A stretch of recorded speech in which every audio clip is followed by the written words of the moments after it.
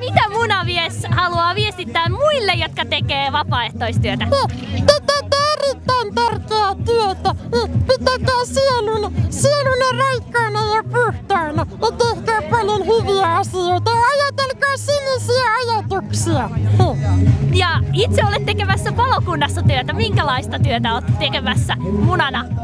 Olen sammuttamassa haitallisia liekkejä. Ja sitten pidän nuoremmista ja pienemmistä lapsista huolta. Etteivät ne juokse pois. Minä olen kovalla tohinalla tekemässä minun uutta äänilevyä, niin toivon, että sekin tuottaa paljon sinisiä ajatuksia ihmisille.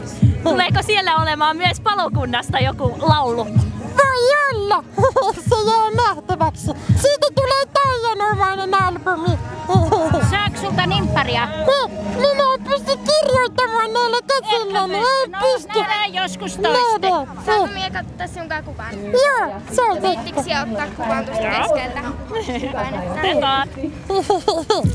Näin. Kiitos. Nyt minun täytyy mennä. Kiitos.